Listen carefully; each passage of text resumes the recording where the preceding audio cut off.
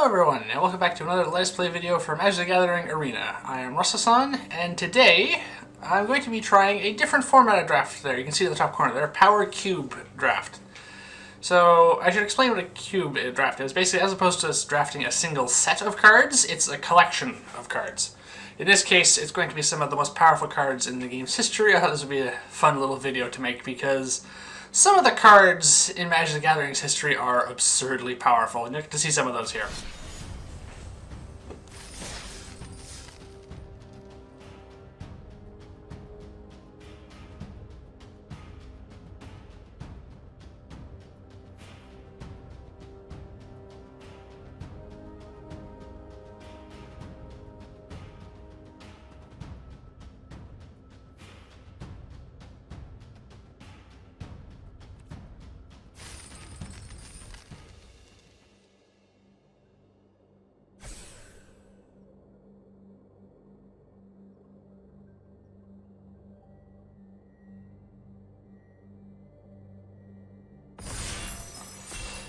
As last time, I skipped the actual drafting process. But you'll get to see my deck here in a moment, because the drafting process took about 15 minutes plus, and it's kind of just a little boring because you just have to watch me picking cards and passing them about. You can see my finished deck here, so it's blue-green with some artifacts mixed in, some more creatures than I normally do in draft, and some non-creature spells, and some useful cards that you'll like to see here. Some really powerful ones like Cryptic Command and Time Warp. It'll make some interesting ones here. And something you haven't seen me play with recently is a Planeswalker card. Tamio, the Inquisitive Student there, transforms into a Planeswalker. You'll get to see her at some point.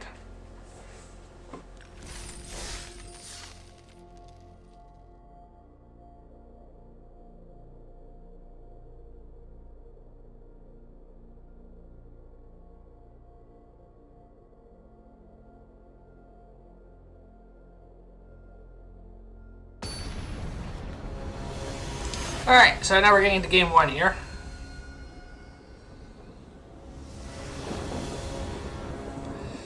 Alright, that's a decent hand. No creatures, but some good setup spells like Explorer and Talisman of Curiosity, Crucible of Worlds. Yeah, this is playable, I think. Let's see what my opponent has. Lotus Petal, a card that was banned quite quickly. They can sacrifice that to get one mana of any color. And Demonic Tutor, the strongest tutor card ever printed. So they get to search their library for any card and put it in their hand and shuffle. Very powerful. Very, very powerful, especially for its cost. Tutor effects are not that cheap these days. Black still gets them on occasion, and black is the color that tends to get tutoring for any card, as opposed to a specific card type, like green tutors for lands, blue tends to tutor for instants and sorceries and artifacts, and that sort of thing. And you always have to reveal it. They don't have to reveal here because this can be any card. Alright. Play the Carotid. Sylvan Carotid has as a defender that taps for mana and has hexproof, so it can't be targeted by my opponent. Fast Bond. I'm guessing that's what they tutored for. They now get to play as many lands as they want. For every additional land they cast past the first, though, they take a point of damage. They can get set up quite well here, as you can see here. Alright, they only have one more. That's not too bad. Alright, Force of Negation. I got some good counter spells here. Yeah, Talisman of Curiosity, and then Crucible Worlds. So I'm getting my setup going here too, which is nice. Crucible Worlds, by the way, lets me play lands from my graveyard, which might come up.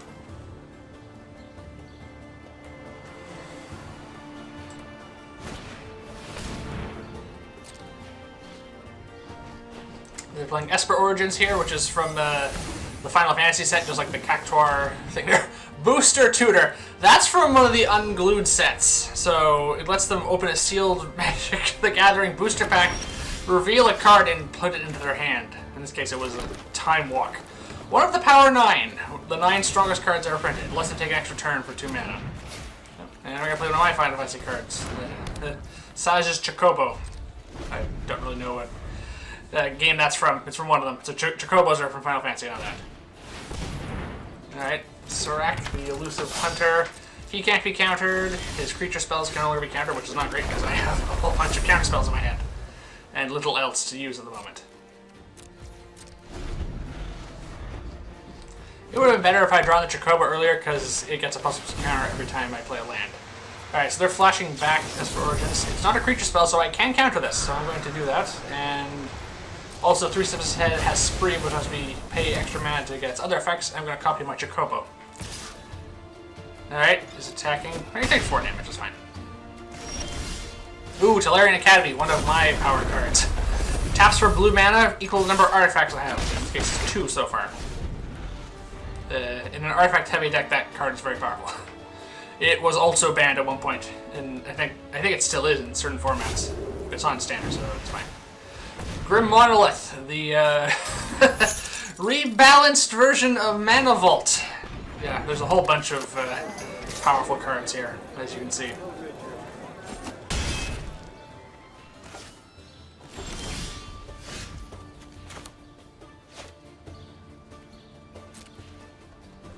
I just drew a rather strong creature, one Shitong Librarian from the Avatar set. He enters play, gets a bunch of +1 counters, I can draw some cards. But he has Flash, so I'm going to save him to try and take my opponent by surprise, because that's one nice thing I like about Flash creatures, is you play them during your opponent's turn. So if I can trick them into attacking, yeah, here we go. Alright, this might work. Let's see. Can I get rid of Serac with this? 6 mana, so it's going to enter as a 7/7.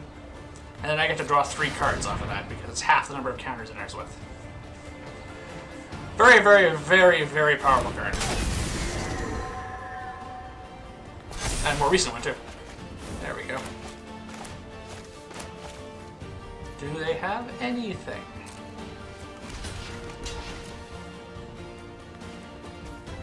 No. There we go. That turns the tables a little bit. Recurring Nightmare. Okay. Turn target card from the battlefield.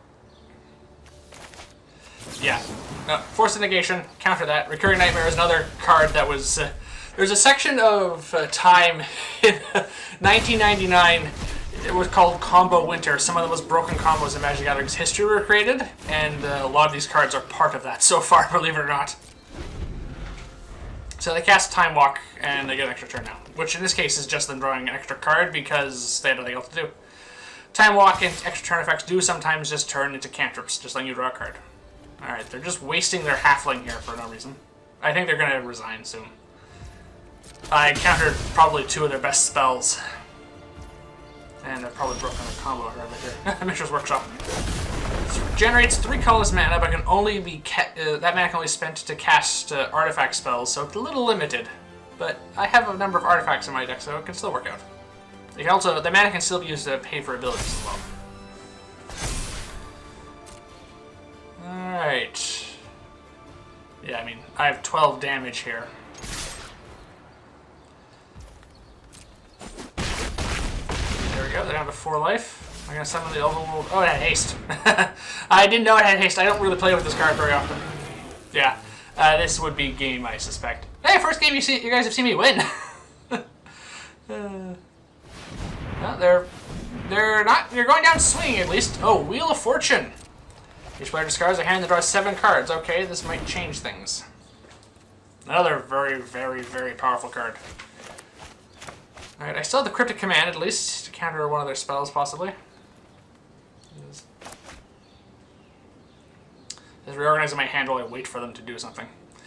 I don't blame them. They're 4 life, and they basically have to win this turn, or at least stabilize this turn, or basically the game's over.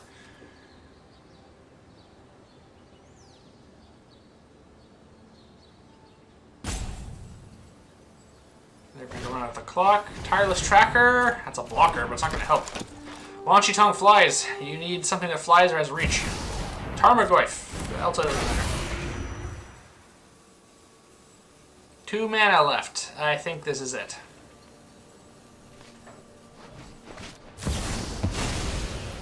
Endurance. Okay, that has reach, but you had to evoke it, so it's not sticking around.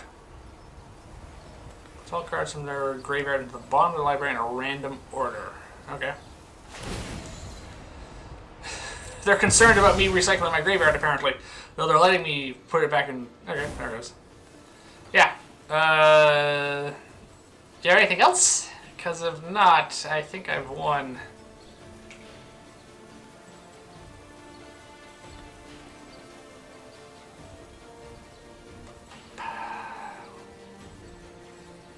They're simply taking their time over there. 3 cards left.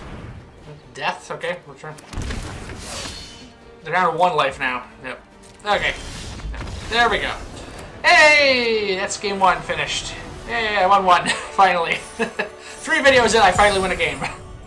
That's how it goes sometimes. Especially with a lot of some of the ridiculous decks you can come up with in Standard and Draft. Well, I won the first game.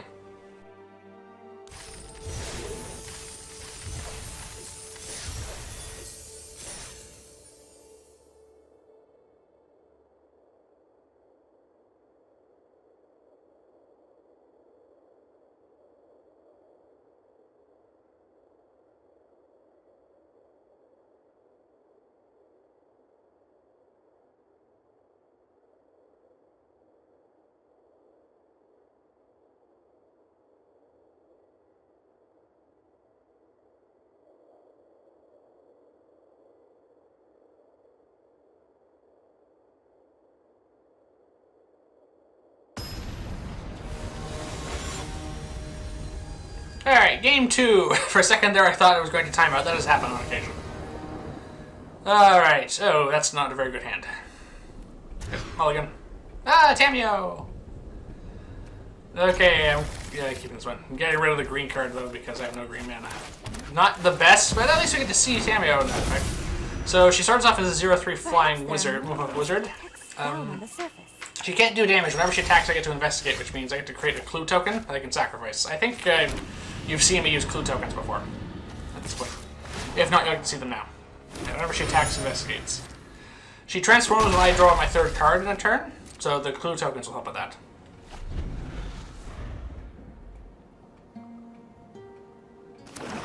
I'm always curious to see what my opponent's going to do in the early turns, because it really tells you what their deck is. So far, it's just mono black. So the Dothy Voidwalker there is a creature with Shadow, I believe, because that's what the set it was in. Basically, creatures with Shadow can only be blocked by other creatures with Shadow, just like flying. And I just drew one of the strongest cards of all time, Memory Jar. I'll explain what that does later when it actually comes up.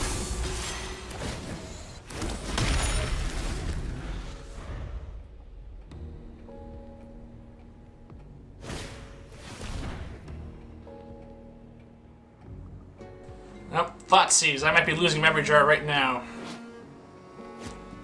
Yeah, so I discarded an online card. Yeah, there goes. Alright, so I had to exile a Memory Jar. Don't worry, you'll get to see it later.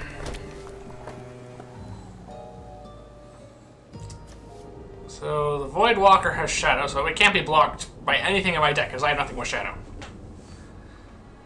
Shadow was basically their attempt to give black an evasion ability beyond just what was Fear at the time, which meant it could only be blocked by creatures that were either black or colorless. Oh, sorry, or artifact creatures, which all artifact creatures were at the time were colorless. That's all there was. Now there are non-artifact colorless creatures. And that Fury just wiped out my board. The Shelldock Isle has Hideaway, so we're going to look at the top 4 cards in the library and stick one of them underneath it. At a later time, I think when someone has 20 more cards in their graveyard or fewer in their library, which is draft will probably come up at some point, I get to play it. Not the best position. They're exile. Oh, they're playing my Memory Jar. Okay, you might see what it does now. Here you go. So they get to sacrifice the Memory Jar. We exile our hands temporarily and then draw 7 new cards. We get to keep those cards until the end of turn, which means they can now play a whole bunch of cards, especially since it costs them nothing to do that, because they just had to sacrifice the Dothy card. Entomb, search your library for a card and put it into your graveyard, then shuffle. Like I said, they tried to give black a bunch of variations to their tutor mechanic to make it less powerful than Demonic Tutor. Yep, and Death are going to bring something back. Yeah, they're trying to cast as many cards as they possibly can because the other cards are going away. Right now. They get discarded and we get our other cards back. At least I get to play the lands from my graveyard. But I'm in a pretty bad situation. Let's play the cat because I have a lot of artifacts. Alright, there's a Caratid that can block. I have plenty of mana and very little else to do with it. Okay, am I going to use the Planisphere? Yeah, let's Yes, that might help it survive. That's a good idea. I guess you're going to see what Crucible of Worlds does. It's kind of a niche artifact, because... But you need like land searching artifacts like Evolving Wilds or Fabled Passage to make full use of it. Alright, what am I going to do with this? I guess the only thing I can do is draw 2 cards and discard a card. Probably the island, because I can play it later. So the Planisphere gives my equipped creature a +1/+1 counter every time I cast a non-creature spell, or every time I draw my 3rd card in a turn. So the Carrot is not big enough to survive. I'm still taking 6 damage. This isn't very good. Them getting the memory jar off was quite powerful. And also, they denied me using it, which was also quite effective. Sacrificing the blood token. Discard a card, draw a card. Yeah, so lots of graveyard synergy here, which is quite common in black in general. But red-black doesn't do it, because they have madness, one of the mechanics. Basically, they're going to play a card for its madness cost when they discard it.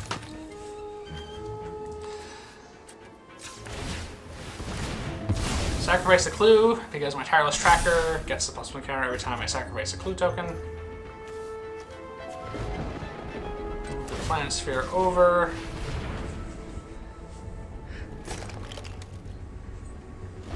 It's basically the best I can do at the moment.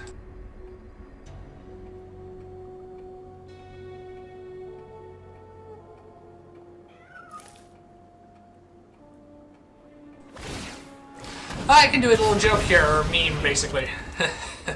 Tireless Tracker is a terrible creature. It dies to removal. It's a... For those that don't know, that's a joke, basically, that goes around whenever someone says a card is good or not, if a creature is good, is if it dies to removal or not.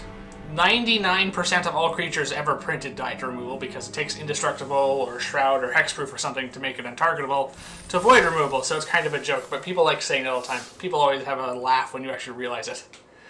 Alright, let's move on to game 3 here.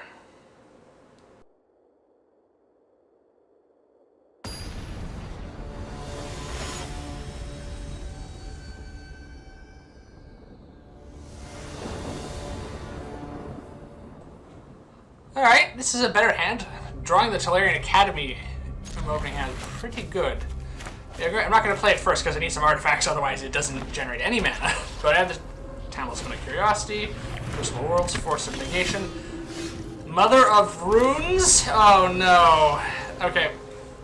Mother of Runes, as a fast effect, can give target creature they control protection from any color of their choice until end of turn. So basically, for no mana, just by keeping this thing around, and it's never going to attack because its ability is that, and I have no removal to get rid of that. That's going to be very annoying. And I only have 1 color's worth of creatures so far. Yeah, so that's not the best start for me. Well, as soon as I draw a blue creature, at least I can start forcing them to make choices, but that's a very powerful card to start with. In the meantime, I'm going to use my use my Talisman to regenerate some green mana at the cost of a point of life to play this Chocobo card again. Bit earlier to get it in the game to get it, so it's better. So now I have a whole bunch of options, hopefully.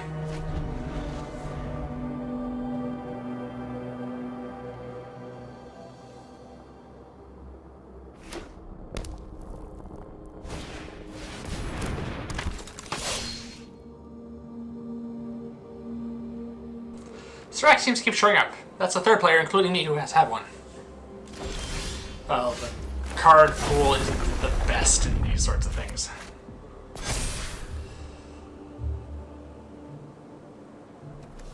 Still only have creatures of 1 color so far. I drew a lot of green creatures in my draft, apparently. So, I should explain the legendary rule. The legendary rule used to mean a creature was legendary means you can only have 1 copy of it and play at a time. That made sense. The rule's been updated, so now that each of us can control a single copy of each legendary creature, provided the names are different, so we can both have a Serac in play, despite the fact that makes absolutely no sense that each of us can summon a copy of the same guy, basically. Despite him being, you know, a legendary figure in the game. But this is one of those things when logic took a back seat to actual game enjoyment. Winds of Abandon So its controllers. Okay, so. Alright. They exiled him and I got a land out of it. And I got to draw a card because S.A.N was targeted. That's one of his other abilities. Actually, it's whenever one of my creatures is targeted, he gives me a card.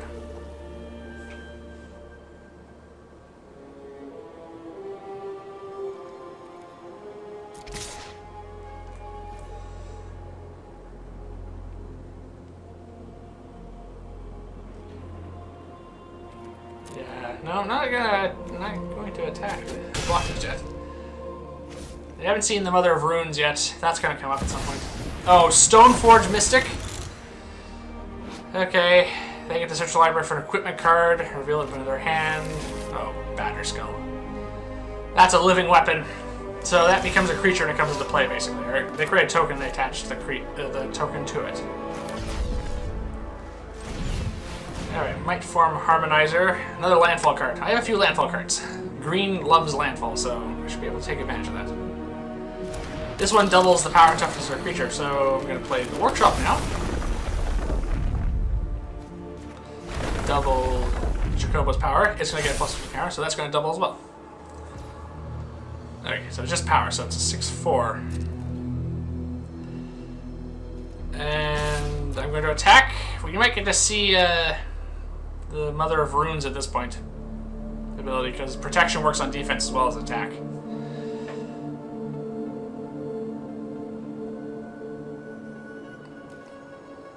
They're thinking. They're concerned. Do I have a way around getting around protection from colors? They just took 6 damage. They were worried. They had no mana available, so that's fine. There we go. Crucible of Worlds played with Mishra's Workshop. That's what the main use of that is.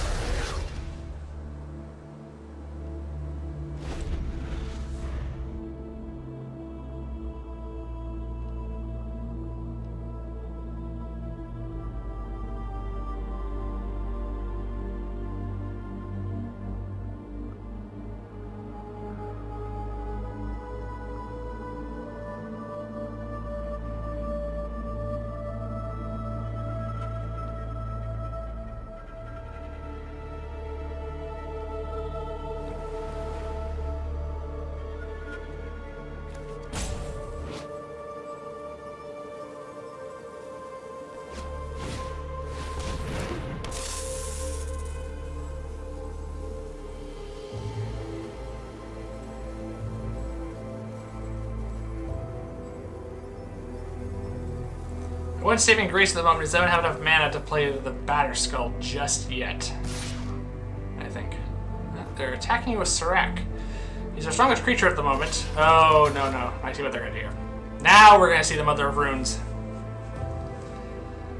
Kind of had to block, though, because otherwise we're just taking 4 damage for no reason. They're going to give protection with green, so had they done that before, they would have been able to slip through and actually damage me anyway, but I guess they want to get rid of my creature.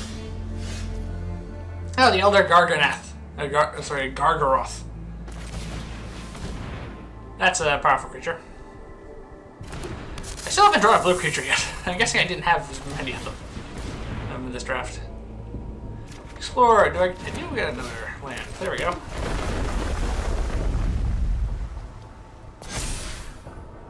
So, generate mana of any color from the Lotus Cobra. Unfortunately, I need one more to cast the Elder Gargaroth, so that's not happening.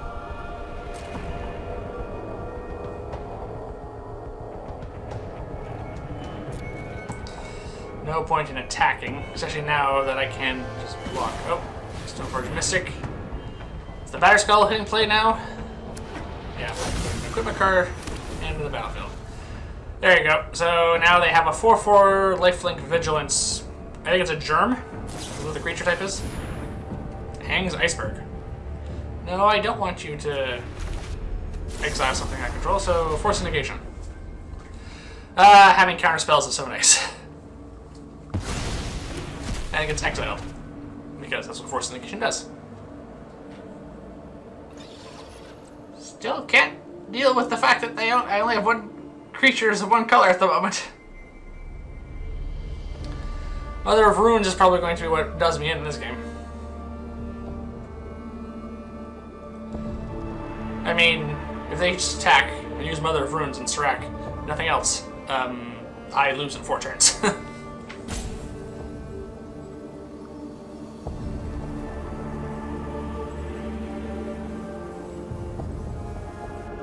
Looks like they're going to thinking about attacking with that as well. Whoa, they're attacking with the Mother of Runes. That has to be a misclick. They don't notice their yeah, they notice their mistake.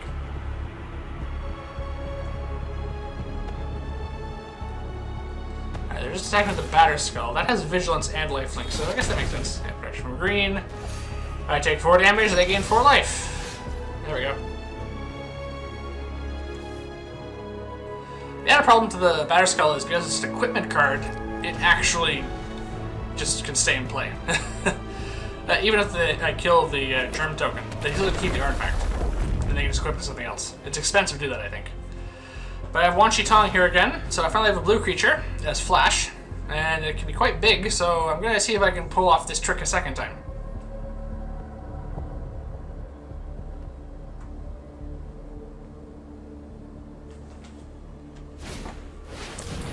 Green Sun Zenith. I can search the library for a creature, mana value X, put it in the battlefield, and shuffle. And then shuffle Green Sun Zenith into Czar's library. Alright, so 4 casting costs card. Alright.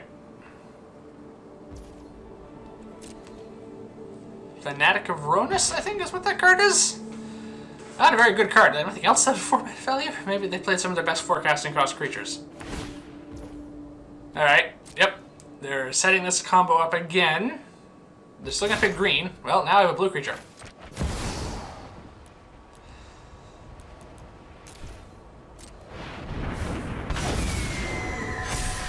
There we go. And boom! There goes their germ token. But they get to keep the artifact. It is a nice little turn of the tables there, because Wan Shi Tong also has Vigilance and also flies. It's a bird spirit.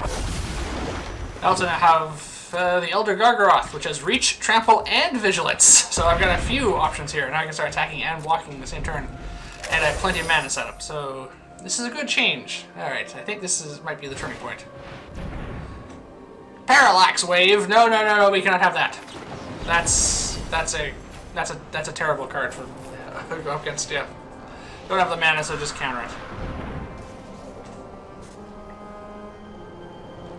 Parallax Wave has Fading every time they remove it. Basically, it sticks around for a certain number of turns as long as Fading counters on it, and they can remove counters to exile stuff I have. So it's temporary, but it's one of White's many enchantment removal ones. It's one of the more trickier ones to use, but it's very powerful because of it.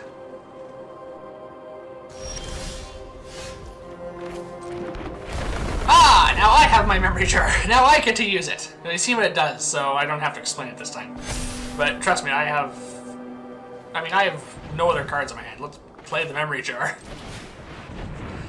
I have plenty of mana left over. Let's see what I can get out of this. Alright. Okay, apparently I want to attack first. That makes sense. I don't have anything really with... I only have 1 haste card, I think. Yeah, let's gain some life off of the Elder Gargaroth. I got 3 effects whenever it attacks.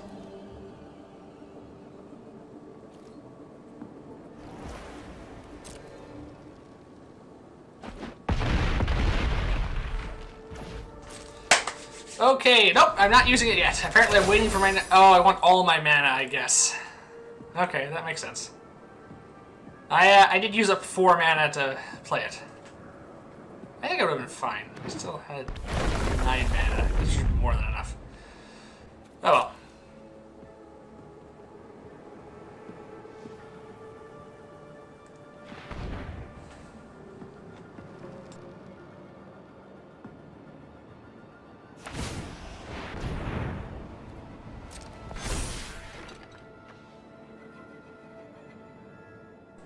Alright, so now they have the Batter Skull equipped to Surak. Alright. I still have the Mother of Runes. I knew the Mother of Runes was going to be really annoying. I can survive this, so that's not a big problem. They gain 8 life off of it. Okay, they're waiting to see.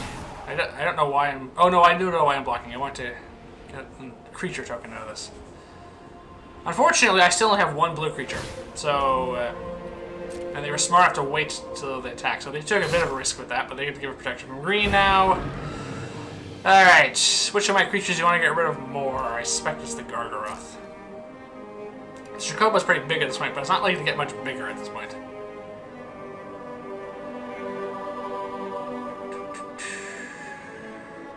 Decisions, decisions.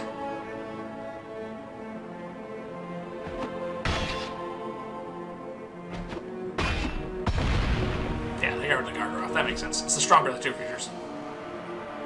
Also had Vigilance and Reach. Lion Sash, another equipment creature that can... Okay, so they exile permanents from my graveyard to give it... I drew the Palantir of Orthanc. Okay, I'm gonna put that. Now I should use the Memory Jar, because I'm only using Mishra's Workshop to cast that.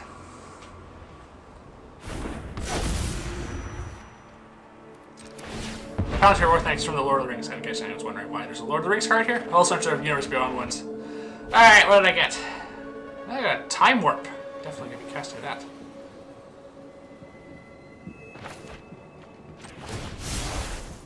Yeah, I'm gonna channel Boseju, who endures, to get rid of the Batterskull, because you can destroy artifacts. And then I can play it from my graveyard with the Crucible of Worlds later. Alright, that brings the threat count down a little bit. Yeah, they get a land out of it, though. So they get mana, but Wanchi Tong gets a +1 counter because they search the library. So it kind of works in my favor. Oh, and I can draw a card out of that. Alright. Porrent Oculus, a very difficult card to use. Okay, so I'm going to attack first. That makes sense. Attacking before playing stuff, attacking first and playing stuff in your second main phase is a good strategy, especially for blue and green. Leaves your mana open for surprises. And play the land. Ooh, got a Cryptic Command. Alright. Not going for the Time Warp. I have to exile 6 cards to cast this thing. There's a reason I don't play with this card very often.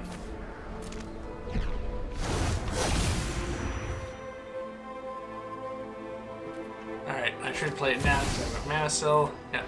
Time Warp, let's take an extra time. Extra turn, sorry. Alright, and they surrendered. Yeah, there's not much they can do against that. Alright, 2 games I've won so far. Much better record so far.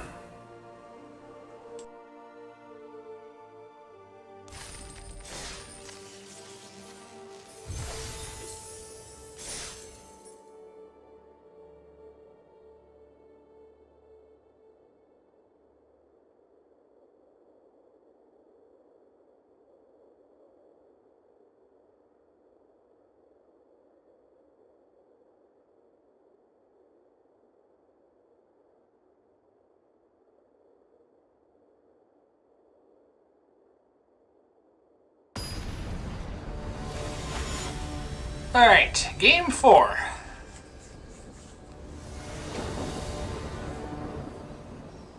Memory Shark again. That's not a very good hand. Can only cast 2 of the cards. Oh, I'm going to keep it apparently. Aberrant Oculus is difficult to use, even though it's low mana. Clearly, I think highly of this hand for some reason. I don't know why I did at the time.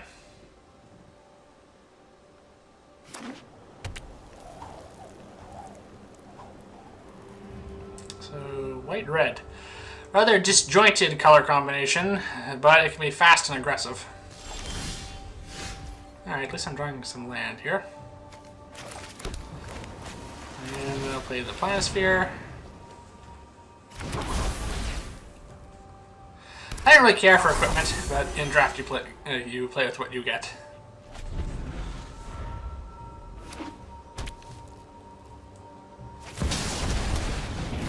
Monastery Mentor. Okay, that's a powerful card. It has prowess and it makes tokens that are essentially copies of itself.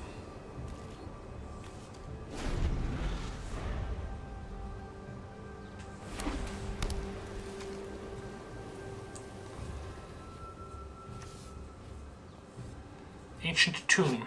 Tap for 2 colors mana, and it does 2 damage to them. That is, that's expensive mana acceleration there. That's a fair bit. It's also only colorless. Oh, parallax wave. Why is that always showing up? There you go. So you create smaller tokens. Alright. Let's counter that again. I'm gonna lose some life from that because I had to tap Starter Town to get some blue mana, but still. It's better than letting them just exile stuff I have. And my little hero token has a plus 1 counter now. Alright, off to a relatively good start. Could get rid of Parallax Wave at least.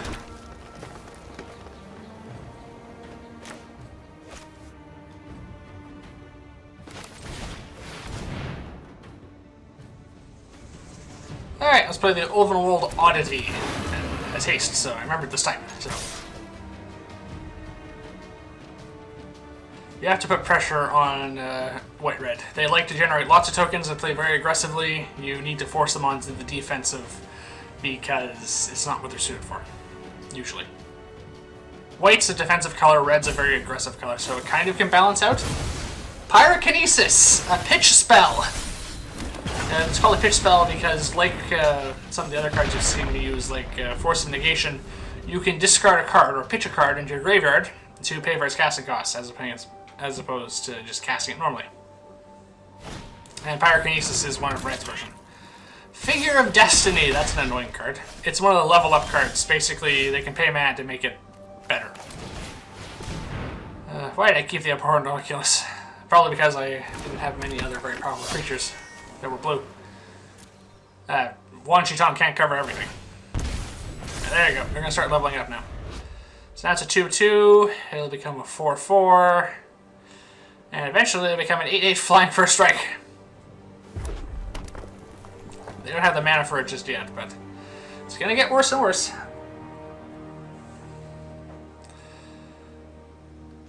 And I am unfortunately back on the defensive, which is not what you want to be up against for, you know, White-Red, like I said. I also missed a land drop. That's not good. Getting to 5 mana would have really turned this around.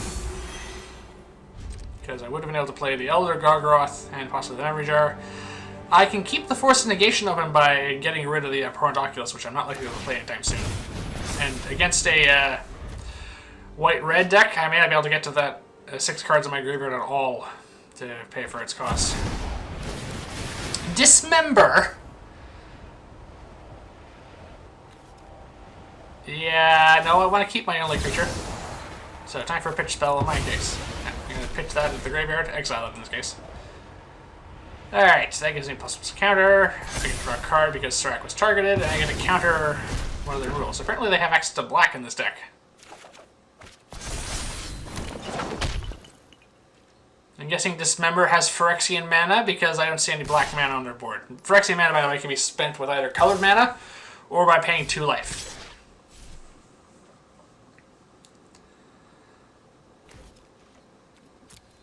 Yeah, I can't afford to block with my only creature at this point. At least I drew the Tolarian Academy. There we go. This will give me some mana ramp. The Tireless Tracker, Tolarian Academy, I get a Clue token, and Tolarian Academy now tests for 2 blue.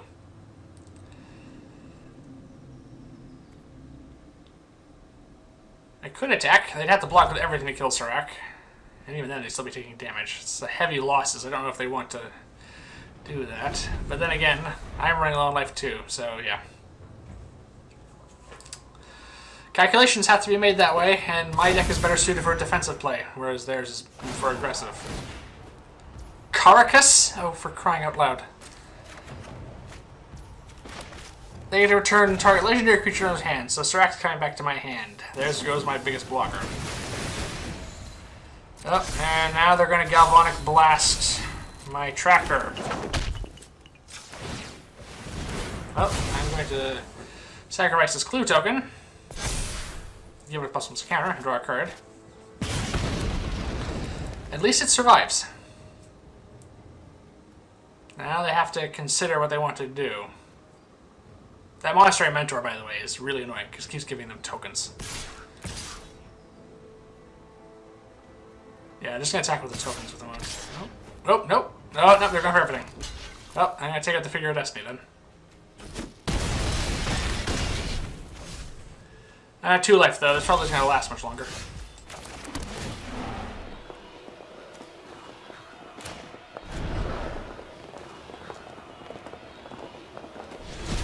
Those are 4 cards which are useless at this point. Alright, the Elder Gargaroth is my best creature. It's not enough. I can't play. I can only play 2 creatures at most. Yeah, okay. Getting rid of the Sunbaked Canyon, draw a card. White-red has the worst card draw of any color combination, so they have to take what they can get. Yeah, that's game. Let's just move on.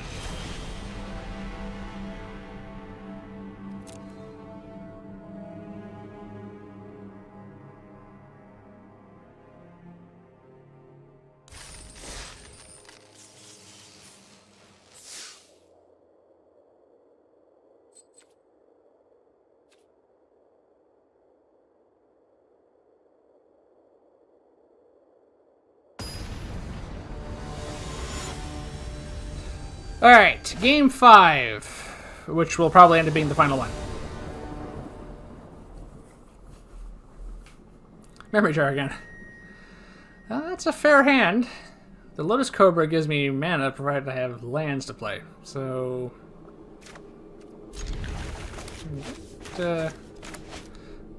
some ramp going here. That's pretty good. They have a... Luris the Dream... They have a companion card. So the way companion cards work is they kind of work like Commander. They start outside your deck, and you can pay 3 mana to put them into your hand at any time. They have conditions, though, that you have to meet for them to play with them in the first place. I can't remember what Luris is. The Dream Den is. I don't remember what that one is. We'll find out at some point.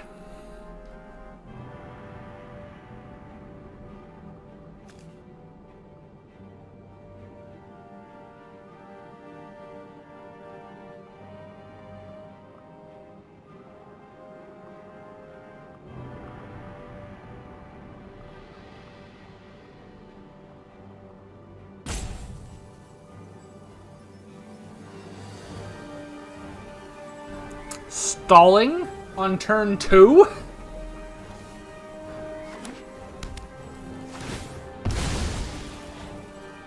There's Meza, alright. They have 4 colors so far. And if they have Luris, they might have all 5 because it's white-black. The Trirome taps for blue, green, red. Territorial Kavu! Okay, this is going to be a short game because they have a 4-4 already. That's also going to be short game, it's not what's up in the video. Lotus Cobra is probably not going to be enough to save me at this point, but it'll help. Yeah, they have 4. If they're playing with Domain, they probably have all 5 colors. Lightning Bolt! Okay.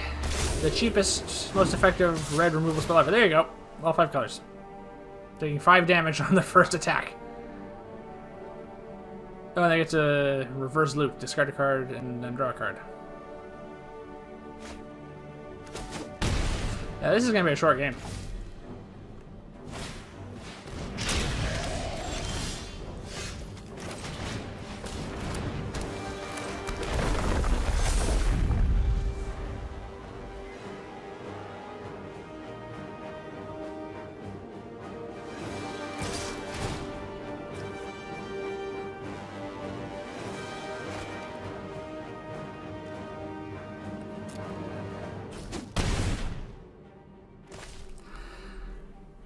And just like that, I'm at half life. This is turn 3.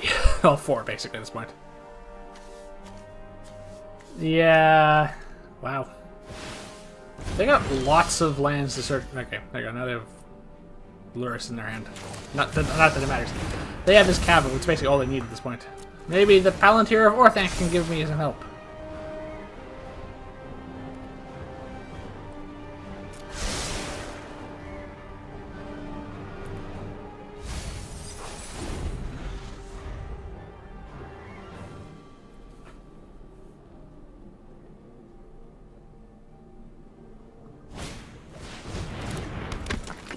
Third Path Iconoclast. Brainstorm. Yep, okay. So they have a big creature. Now they're going to start generating lots of little tokens. And Brainstorm. One of the strongest draw spells of all time.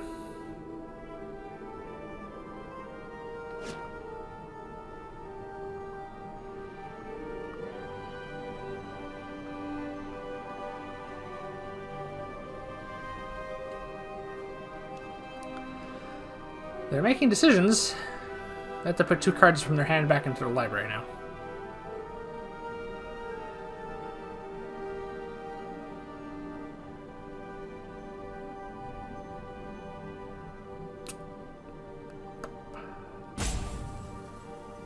This should not be taking that long.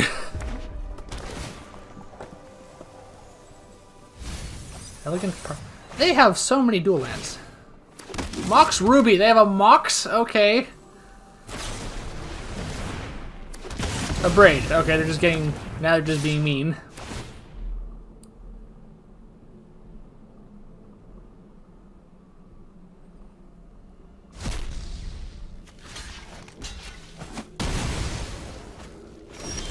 Yeah. I don't think there's anything I can do here.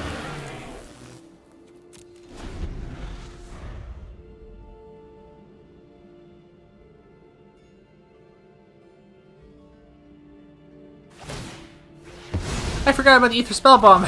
They're gonna bounce my only creature. Yep, that's game.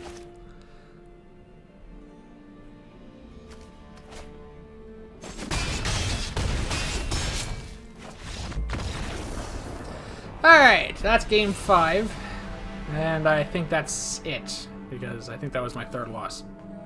Yeah, I didn't do very well in that match. I didn't really know what the point of that little survey thing there is. Essentially pops up if you had fun or not. I don't know if that actually does anything. Alright. Claim my spoils of victory for participation, basically. I get some packs out of this, at least.